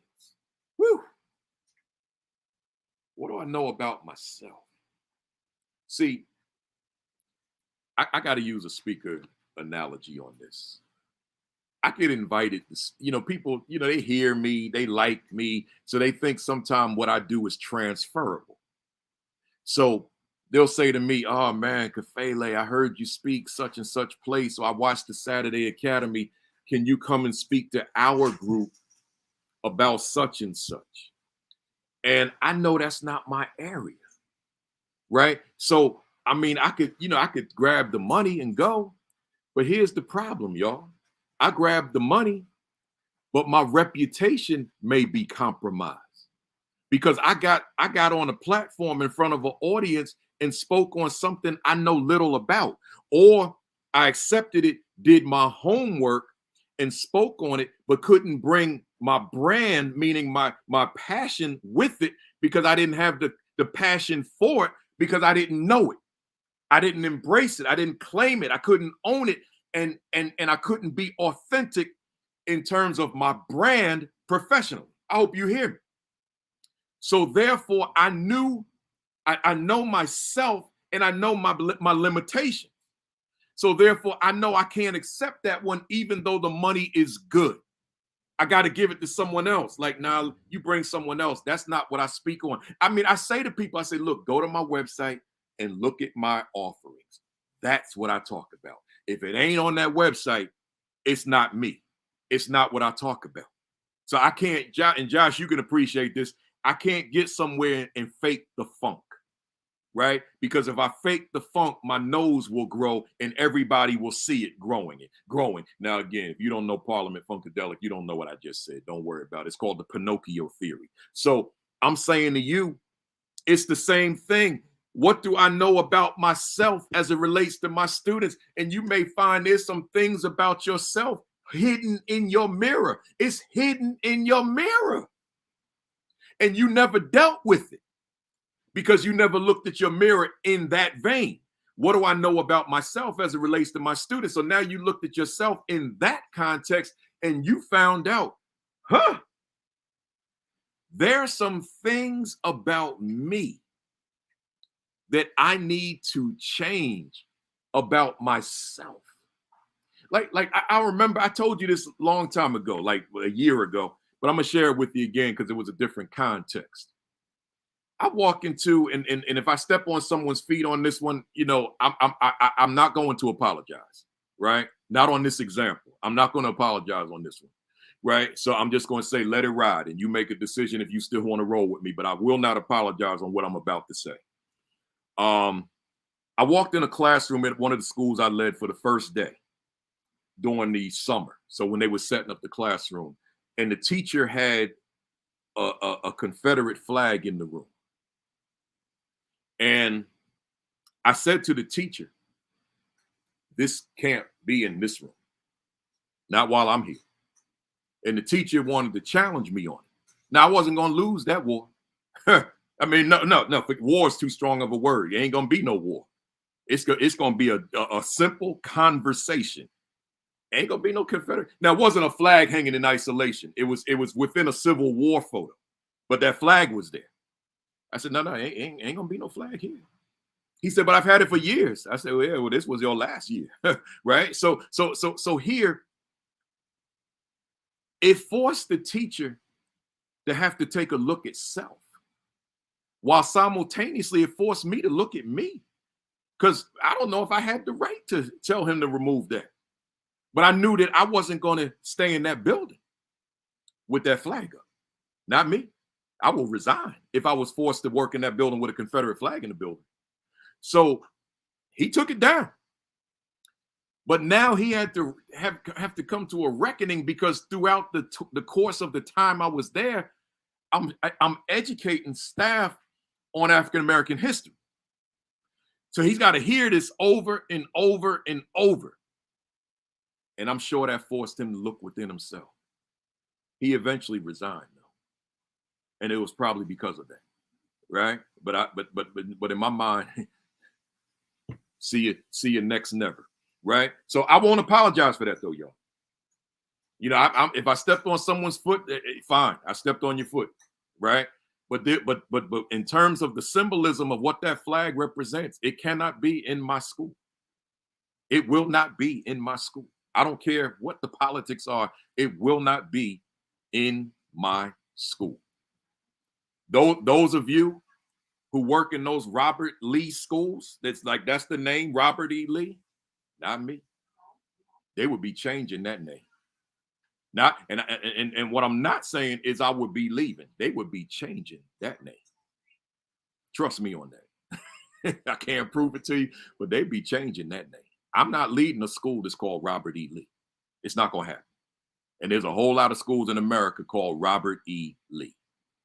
I'm not leading one of those, right? So I digress, right? But I actually didn't digress, because I'm talking about, what do I know about myself? So when I use the example of I'm not teaching leading or teaching in a school named after Robert E. Lee, that's me coming to grips with myself. Like, okay, Kafele, you got a family to feed. You got mortgage to pay. You got children to put through college. And the thing that's stopping you is the name of a school. Yes, I won't work here. I'll go broke. Right? If no one else is hiring, then I'll work at Walmart until they find a job. Or watch this. I'll create my own business, like Principal Kafele Consulting, right? I'll create my own, which is what I did. But I will not, hear me, y'all. I've been speaking to y'all since 11 o'clock, 7:55 this morning. Here's the most important thing I'll say to you today. I will not compromise my values. I will not compromise my principles for a paycheck. Never, ever. I can't think of anything else more important to say to you today than that, right? So do I believe, what do I know about myself? Man, you want your staff to engage in that conversation because there may be some things that emerge that teacher wasn't necessarily thinking about prior to that discussion, right? I'm glad y'all still here, man. I see y'all. I see you. So again, relationship with students was, do I know my students? What is the evidence that I know my students? What do I know about my students? And what do I know about myself as it relates to my students? Let's go to compassion. I'm almost done, y'all. I got 2 more strands: compassion and relevance. Compassion for students says, so y'all be writing stuff up here, and it distracts me, man, but in a good way. So I'm not complaining. Listen, the compassion for students, here's the little voice in your head. Prove to me that you care about me and that you're committed to me. See, once again, prove to me that you care about me and that you're committed to me. See, that's the compassion part. Now, I'm going to put Benton up here. That's a long one for me to read, but I know it's probably something very informative. So let me just go ahead and put it up there. That's my man from Cincinnati. So prove to me that you care about me and that you're committed to me. That's the voice that's simultaneous with compassion for students, right? So now, with that said, I got 4 questions. Number 1, do I care about my students? Now that's the obvious question. That's the one that who in their right mind would say, no, I don't care, right? So that's the obvious. Of course I care. Why would you insult me that way? Not only do I care, I love them, someone might say. I said, okay. So now they in the group. You put the question on the whiteboard at the staff meeting, and now you say, staff, run with it. Do I care about my students? You got 5 individuals in each group. Do I care about, and they all got a mirror. That's why I keep holding it up. Do I care about my students? I'm looking right at me right now. Do I care about my students? And now they engage in that conversation. And the person that may have the floor may flip it onto someone else. What about you? Do you care about your students? Well, yeah, I do care. But then that person will say, letter B, what is the evidence that you care about your students? What is the evidence that I care about my students? For those of you who are new to this, to the Saturday Academy, the Virtual AP Leadership Academy, I don't usually go this long. I don't want you, man, he on here a long time. Nah, man, I got like the next 3 weeks are guests.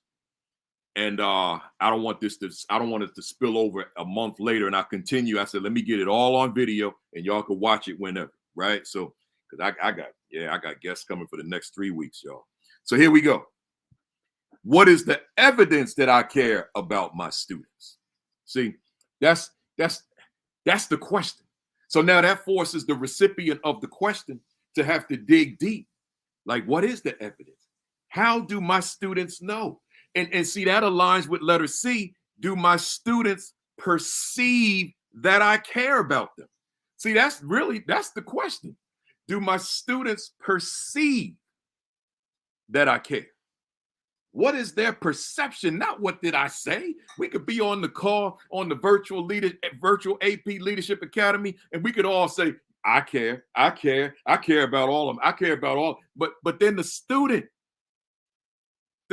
may not see that. The student may not realize that.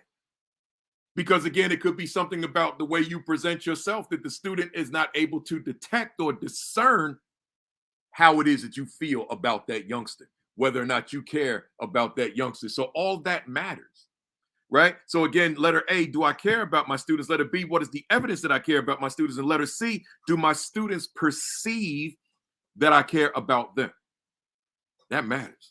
But then letter D, how do my students know that I care about them?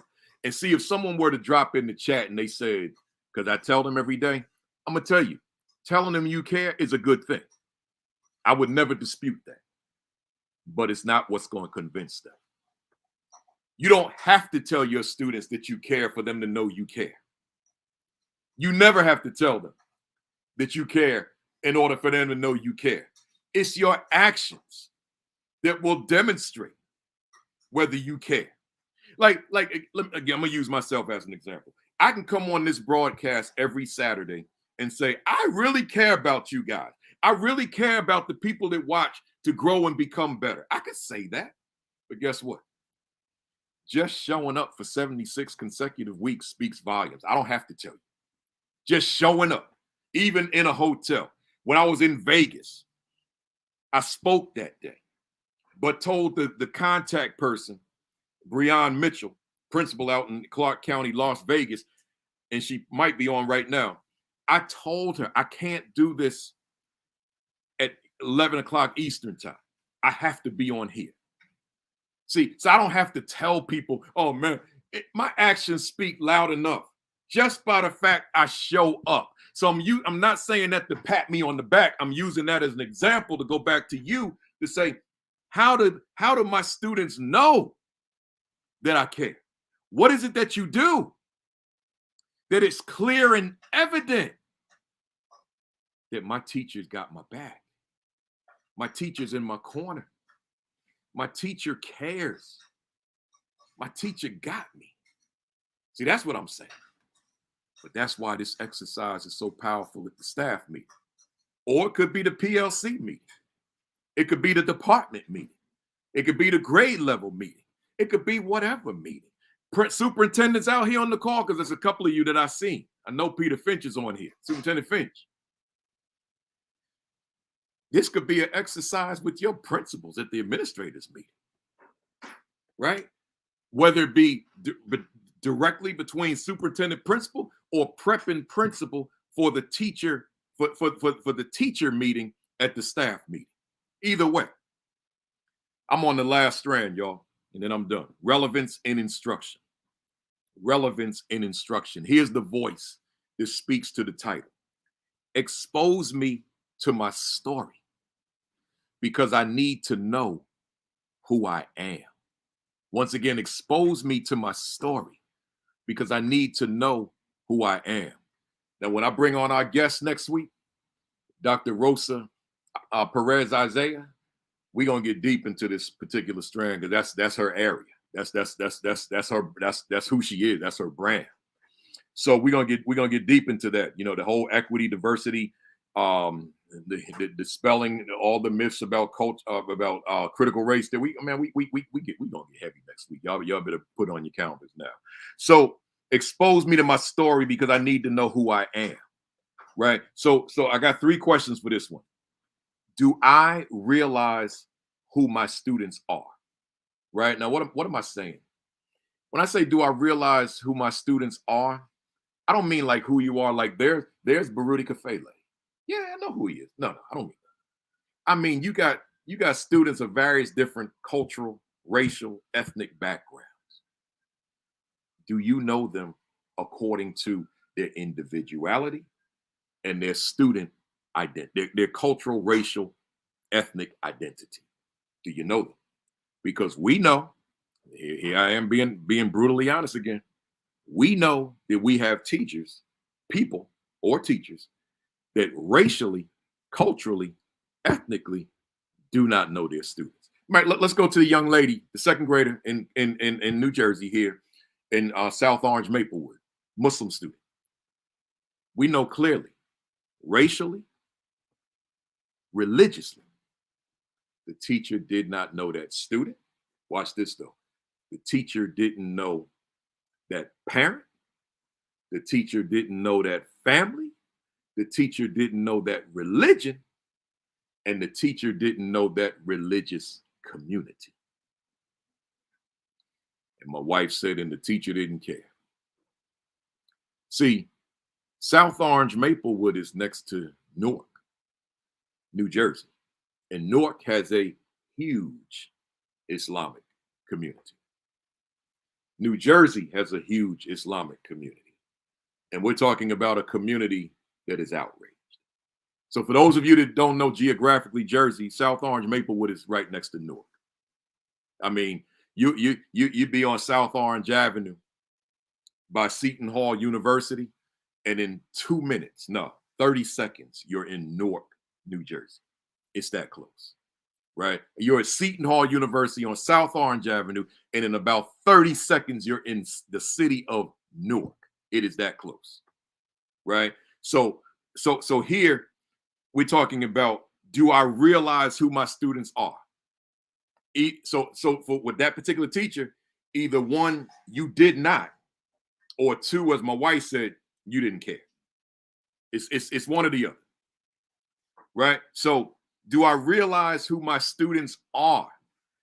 So now here you are engaging your staff, because once again, this whole 2 hours almost, we're talking about you and your leadership capacity engaging your staff toward one another, not a conversation between you and your staff. Not to say that you can't have that conversation, but I am saying that my whole objective is for you to be able to engage staff in that conversation, but so that they can engage one another. So you building a culture, because we said we can't shift the culture until we shift ourselves, right? So now, do I realize who they are? That matters. How do I take you to the academic promised land and I don't even know who you are? I don't know who you are. I got to know you. And that because again, as I always say, we teach children first, content secondarily. That teacher here in Jersey, you didn't know your student. And that's why you made that error. And it was an egregious error. It wasn't one of them like light errors that we can overcome. This was egregious, right? So I'm saying here, you have to do your homework. But leader that's on the call this morning, you got to engage your staff so that they can engage one another in these important conversations about environment for learning, attitude towards students, relationship with students, compassion for students, and relevance in instruction. My 5 strands of shifting the culture. So here I said, do I realize who my students are? But watch letter B. Do my students realize who they are? Huh. Yeah, Stallings, you right. So once again, and Principal Taylor, you right. So here, once again, I said, do I realize who my students are? But letter B, I said, do my students realize who they are? I want y'all to hear me good. Remember before I said something, I said this would be the most important. Here's a close second.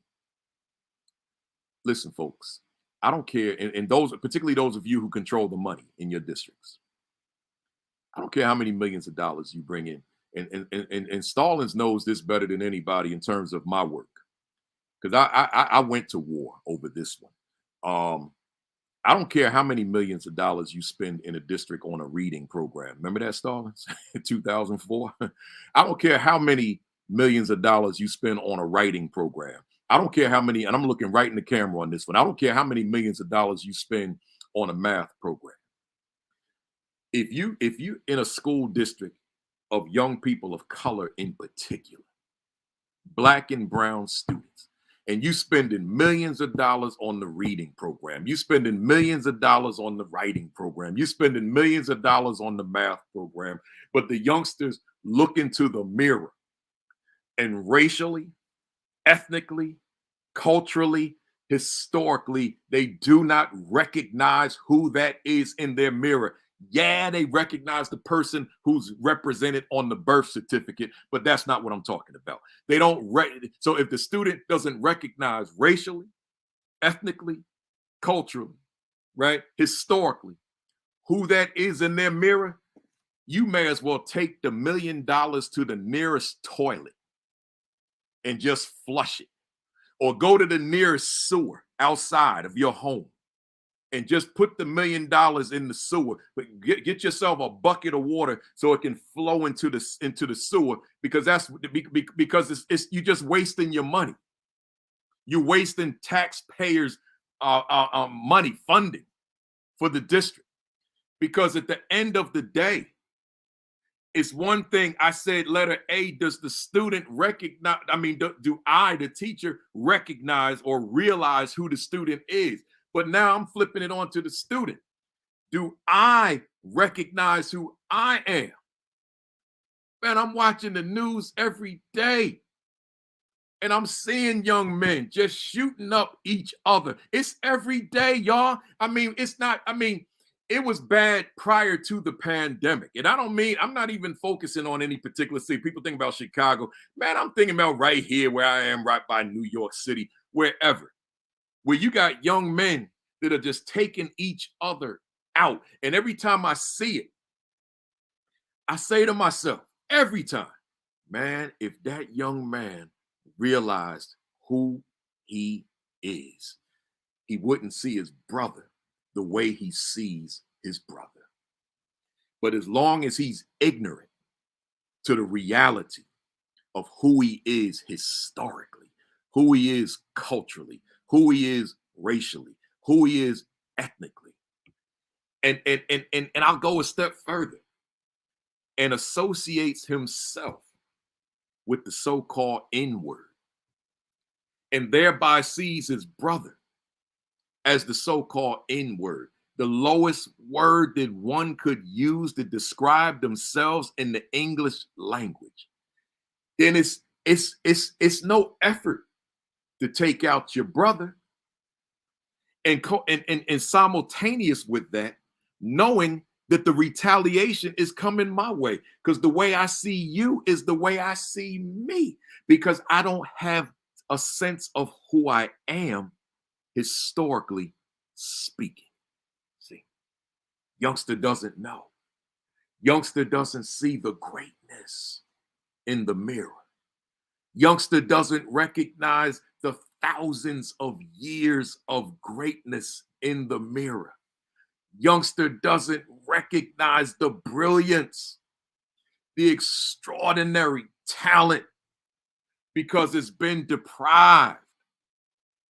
It's not there. Youngster hasn't been exposed. So hear me, in case anybody gets confused. I'm not blaming youngster. I can't point my finger at youngster on this one, because youngster can only act upon what youngster's been exposed to. So if youngster's in a school where the district is spending millions on a reading program, a writing program, a math program, and that reading program is not reflective of content, doesn't incorporate content that's reflective of the students in question, or incorporate writing programs that's consistent with the imagery of the students in question, then we still have an issue. That learning has to be relevant culturally. That youngster has to be able to see self in the learning, that it's relatable, that it's something I can embrace because there's me right there at the center. It's something I can use. It's something I can take along with me. Like those of you that stayed on here since 10:55, it's about 12:50 now. We going on 2 hours. I'm just about done though. But you only stayed this long because I was speaking to your world. And if I wasn't speaking to your world, you would have been out of here a long time ago. It doesn't mean that the folks who left, doesn't mean I wasn't speaking to their world. Just this Saturday, got other things they probably want to accomplish. They checked in at 10:55. But think about the student that can't check out, that has to go to school. Well, he may not be able to check out physically, but he could sure sit in that classroom and check out mentally and emotionally. And there's a whole lot of young people that sit in classrooms and check out emotionally and mentally in that classroom, right? So I'm saying to you, my question, do my students realize who they are? Man, you got to make sure that everything you do in that classroom is speaking to your audience, meaning your students. It can't be foreign to them. It's got to speak directly to them. Which takes me to the last question. Letter C. What is the cultural relevance of my instruction? Once again, what is the cultural relevance of my instruction? That's your staff, 5 of them in a cluster. And then remember, you could break them clusters up and rotate. Right? So now you got folks who are not just so comfortable with just the group that they've been with all along. Let's get them with some fresh new faces. Right? So I think in the old days they call that jigsaw, right? So now they have an opportunity to work with some folks who they haven't necessarily worked with. So again, so I'm done. My 5 strands: environment for learning, attitude towards students, relationship with students, compassion for students, and relevance in instruction. Man, 12:52. I appreciate you guys hanging in here, man, especially when you're talking about sessions. Ain't nobody paying me for this. That's just something I do, man. I just do this, and I'm going to be doing it for a long time, right? Look here, y'all. I have my calendar is just about booked all the way till next summer as far as my guests. And some of you on here, I just haven't reached out to you yet because I had reached out to some of the folks that I know before I get to the ones that I'm just getting to know, right? But I got folks lined up. So next week, I want you to pencil it in. No, ink it in. I got Dr. Rosa Perez Isaiah. She might be on here. I got her coming in here next Saturday morning. Man, I can't wait for Saturday, man. It's gonna be powerful. She's a director of equity. I don't have the name of the district in front of me, but it's in California. But I'll have all my notes next week. So join us next Saturday at 10:55. Make sure, if you don't have it yet, I swear by this book, The Equity and Social Justice Education 50, Critical Questions for Improving Opportunities and Outcomes for Black Students, right? I swear by this book. So if you don't have it, get it, use it as a resource. Not it's just a quick read, but use it as a resource and engage your staff. All these principals out here across the country, all these superintendents who have been buying the book for their entire staffs, man, it's a blessing, right? And then ASCD made it a membership book, so they literally sent it out as a mailing to 20,000 of their members in ASCD, right? So I'm appreciative. So that, and then again, we at our core is the assistant principal and the aspiring administrator. So the assistant principal 50, the aspiring principal 50, order these 3 books right now. Don't wait, don't procrastinate. Just go to Amazon.com and get it now. Go to ASCD.org and get it now. Actually say it slow in case someone doesn't know ASCD. ASCD.org, right? Or principalkafele.com, right? In fact, let me give you this right here. Let me give you this. Let me go right there, right? So now you see it all. Go to principalkafele.com and you can order it. It will link you to Amazon and ASCD. And then lastly, because the framework is coming out of this book, Closing the Attitude Gap. If you don't have it, get yourself a copy. This has been a perennial bestseller with ASCD since I published it in 2013, right? So get Closing the Attitude Gap. Just go right to Amazon and get yourself a copy, right? Other than that, appreciate you guys coming out. Make sure that you go to Virtual AP Leadership Academy Facebook page tomorrow. I'm going to write a commentary tomorrow morning or tonight. and you'll see it up. It'll be up by 10 o'clock tomorrow morning. So make sure you go to the Facebook page. That's the only place I post it, exclusively on that page. So you can't get it on Twitter and my other Facebook page and all that. You got to go to, so you got to like and follow the Virtual AP Leadership Academy Facebook page. And then while you're at it, subscribe to my Virtual AP Leadership Academy YouTube channel. Once again, hit that subscribe button so you get all these videos. For the newbies, they're all 76 are there, including today's. And then lastly, I'm not going to preach to you about masks and all that kind of stuff. I'm just going to say your diet. Take care of yourself. Your exercise. Your cardio work. Take care of you. Right? That's all I'm saying. You cannot do this work if you're not taking care of you. You're not a machine. And I couldn't have told you that, 7 years ago. My heart attack was 6 years ago, and that's when I had to shift my thinking. So, when we talk about shifting the culture, that's when I had to shift my thinking. I thank you for that. Our seller. Thank you for that. Thank you for another. Did I say that's right? That's right. Appreciate you. So, you're not a machine. So it took me laying in the ER in Miami with a heart attack. Diabetes came with it to figure out I'm not a machine. I have to actually take care of my temple, right? So take care of your temple. And I'll close on this note, right where I started. Protect. Some of y'all you weren't even with me in the beginning. Those of you that came on late, I promise this is not normal to do this so long. I just wanted to get all this on video. But I'll say this to you. The way I started with the motivational message, protecting your faith, I'm going to end it that way. You got to protect your faith. You got to protect your faith. You got to make sure that if you have faith, you got to protect your faith, right? I won't recap the message. You can just rewind and see it, right? So I hope that today was good. I forgot to grab this morning, so we'll end it with it. The Virtual AP Leadership Academy in there, Jefferson County gave me this. They probably was like, because I know some of them watch, they probably like, you didn't put the bat up today, buddy. Yeah, here it is, right here. Let me tell you something. This Virtual AP Leadership Academy, this thing is all about hitting home runs, man. That's what it's about. I'm just going to say this for a hot second and I'm out.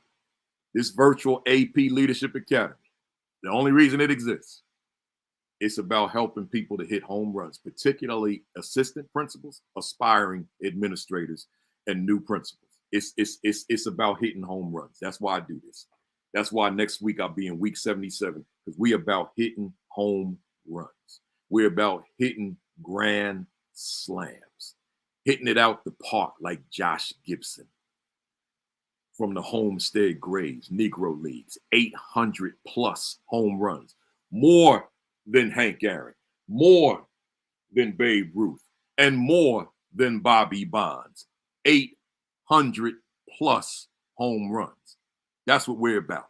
We're about hitting 800 or more home runs out the park. So with that being said, have a great week.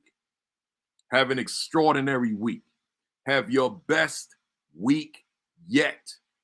Peace. Peace.